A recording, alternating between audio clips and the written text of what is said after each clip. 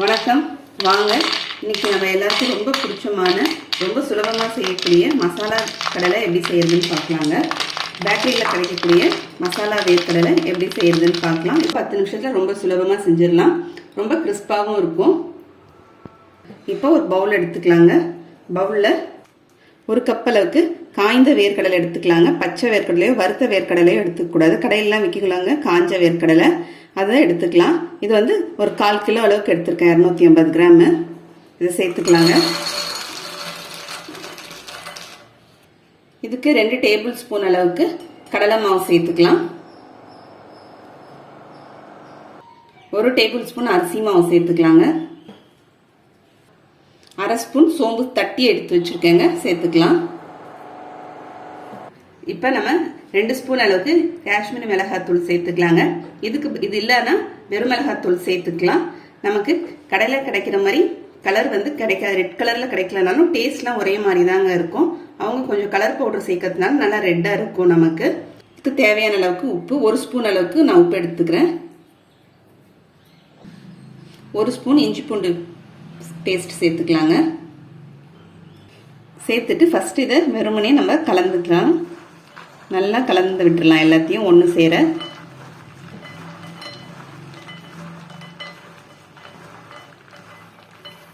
இப்போ வெறுமனே ஒன்று சேர கலந்தாச்சுங்க.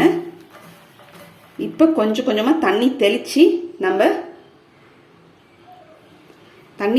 பிசறிக்கலாங்க.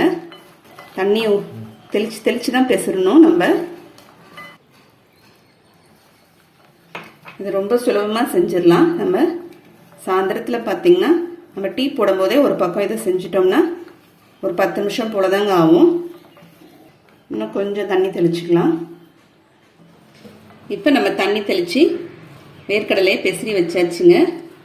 இங்கே பாருங்கள், இப்படி எடுத்து இந்த மாதிரி நம்ம ஒன்று ஒன்றா போட்டுக்கலாம்.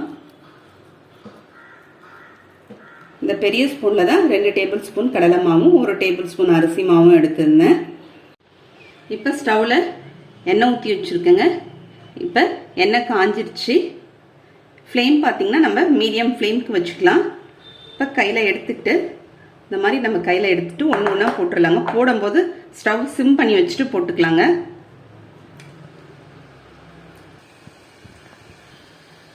இந்த மாதிரி ஓரத்தில் ஒன்று ஒன்றா போட்டுக்கலாம். மேலே கொஞ்சம் படுங்க, அதனால தான் ஓரமாக வச்சு நம்ம போட்டுக்கிட்டோம்னா நமக்கு மேலே படாது. இப்போ பிகினர்ஸ்க்கெலாம் அந்த மாதிரி போடுறதுக்கு ரொம்ப கஷ்டமாக இருந்துச்சுன்னா இதை மாதிரி நம்ம கரண்டியில், இந்த வலைக்கரண்டிலையோ ஜல்லிக்கரண்டிலையாவது இதை மாதிரி ஒன்று ஒன்றா வச்சுக்கலாங்க. இதை நம்ம அப்படியே எண்ணெயில் விட்டுடலாம். இதை மாதிரி நமக்கு போடும்போது ரொம்ப ஈஸியாக இருக்குங்க. கையில் நமக்கு மேலே எண்ணெய் தெளிக்காமையும் இருக்கும்.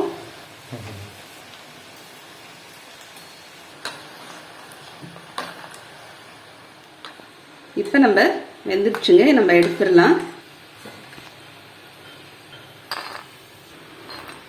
நமக்கு இதை ஆற வச்சாதாங்க நல்லா கிறிஸ்பாக இருக்கும். இப்போ நம்ம எல்லா வேர்க்கடலையும் பொரிச்சு எடுத்துட்டோங்க. அது கூடவே கொஞ்சமாக கருவேப்பிலை போட்டு அந்த எண்ணெயிலே லாஸ்ட்டாக கடைசியாக பொரிச்சுக்கலாம். இப்போ நமக்கு ரொம்ப சுலபமாக பேக்கரி ஸ்டைலில் மசாலா வேர்க்கடலை ரெடி ஆயிடுச்சுங்க. நீங்களும் இதை மாதிரி செஞ்சு பாருங்கள். செஞ்சு பார்த்துட்டு எப்படின்னு கமெண்ட் பண்ணுங்கள். உங்களுக்கு இந்த வீடியோ பிடிச்சிருந்தா லைக் பண்ணுங்கள், ஷேர் பண்ணுங்கள், சப்ஸ்கிரைப் பண்ணுங்கள். அடுத்த வீடியோவில் பார்க்கலாம். தேங்க்யூ.